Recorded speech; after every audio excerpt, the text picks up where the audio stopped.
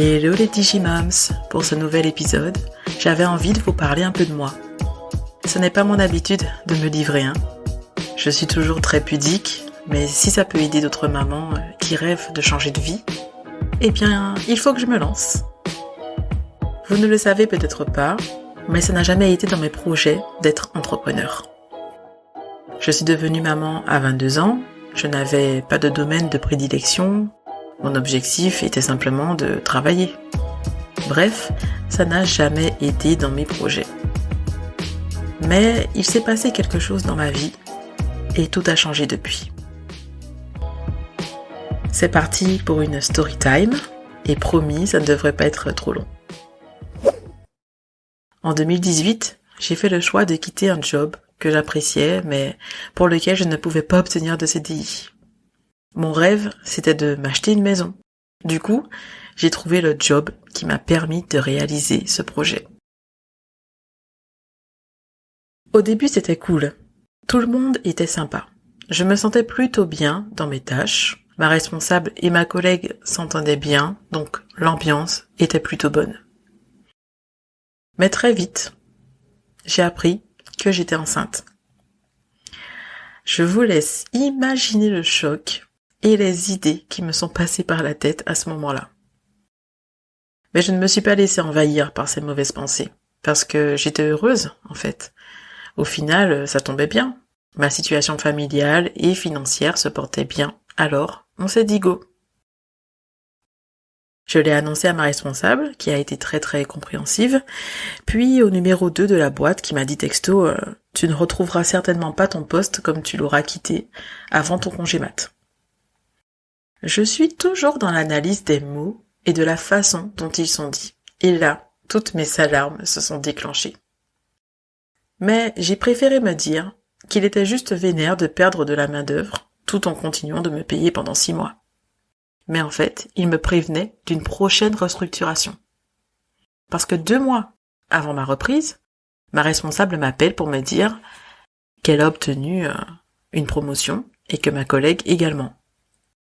Cette collègue allait devenir ma responsable.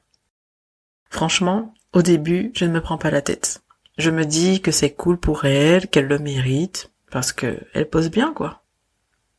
1 mois après, ma nouvelle responsable m'appelle pour m'informer de ce qui allait changer. J'allais devoir travailler avec 2 nouvelles collègues.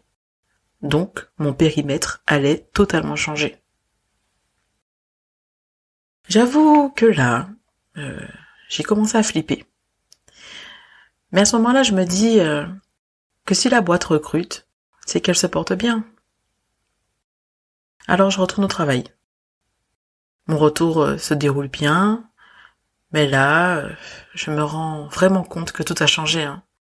Les horaires, il y a des nouveaux dans chaque service, des personnes ont démissionné, des relations se sont dégradées. J'arrive dans une ambiance pesante. Mais mes nouvelles collègues sont trop cute, alors je relativise. Je ne gère plus autant de clients, mais je m'y fais.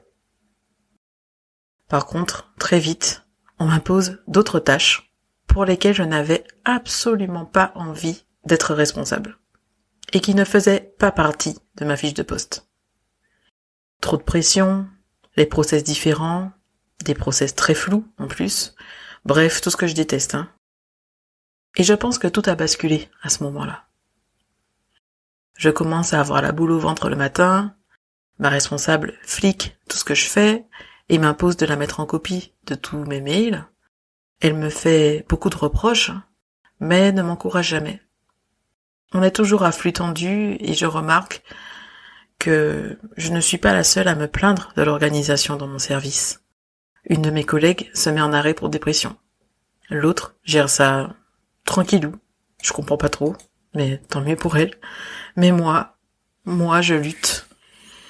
Je pleure dans ma voiture. Je suis désagréable avec ma famille après le boulot. Je manque de faire un accident sur la route, tellement je suis fatiguée. Et voilà, moi aussi, je tombe en dépression. J'enchaîne les arrêts, Je reviens pour faire bonne figure, mais rien ne change, donc je suis toujours aussi mal. Je reste dans cette spirale, ne sachant pas trop quoi faire. Je change de coiffure pensant que c'est chez moi qu'il faut changer quelque chose. Je commence à fumer régulièrement alors que c'est pas mon truc. Je recherche un moyen de rendre mes journées plus agréables, mais rien n'y fait. À trop accumuler de la tristesse, de la frustration, de la perte de confiance, j'ai fini par craquer. Un dimanche soir, je me prépare pour une formation pour laquelle j'ai organisé toute la logistique et elle se déroule le lendemain.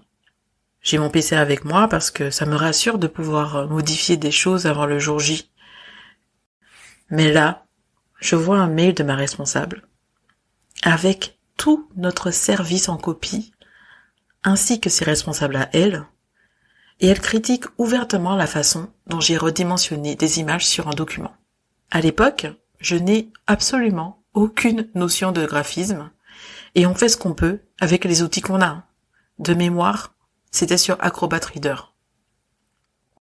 Elle dit que c'est inacceptable et que ça ne doit pas se reproduire, mais en fait, elle ne dit pas comment j'aurais dû faire pour que ce soit mieux. À ce moment-là, j'accuse le coup. Je suis à bout de force. Le restant de confiance en moi s'en est allé. Le lendemain, je décide d'aller voir le RH pour lui expliquer et il me conseille de parler à ma responsable. C'est ce que je fais. Mais ça tourne mal. Elle s'énerve, elle me crie dessus comme si j'étais une petite fille de 5 ans et tout ça devant quelques participants à la formation. Je prends sur moi. Mon sourire est faux, hein. Je suis mal, mais je ne peux rien montrer. Par conscience professionnelle, je reste et je fais mon taf. Par contre, je préviens tout de même la direction, parce que c'en est trop. Sans surprise, je n'ai aucun soutien. On me dit qu'on va gérer ça, qu'il faut que les deux parties prennent sur elle, mais moi je n'en pouvais plus. Donc à la fin de la formation, je me mets en arrêt.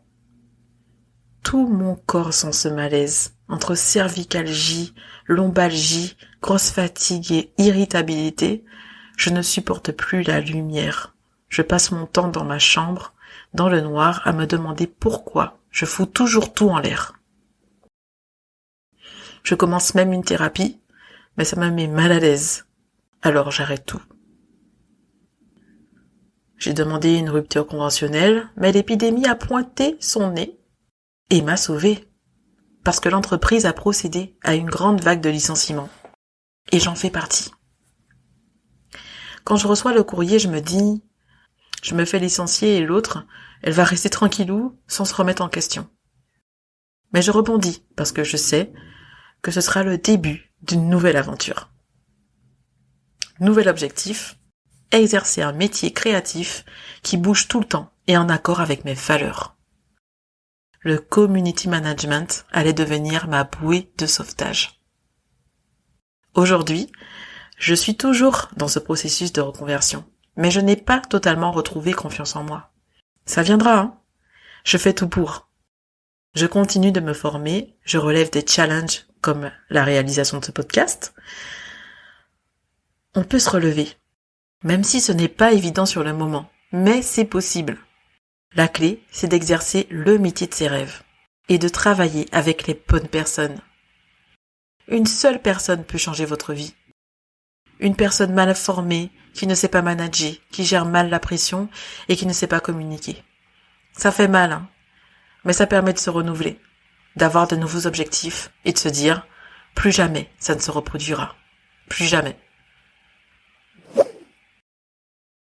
Chers Digimoms, nous arrivons à la fin de cet épisode. N'oubliez pas de vous abonner et de me laisser 5 étoiles. Ça fait toujours plaisir et puis ça m'encouragera à continuer. Si vous souhaitez connaître la suite de cette histoire, n'hésitez pas à m'envoyer un message sur LinkedIn ou sur Insta. Je me ferai un plaisir de vous répondre et puis peut-être de vous raconter cette suite en podcast. Ciao!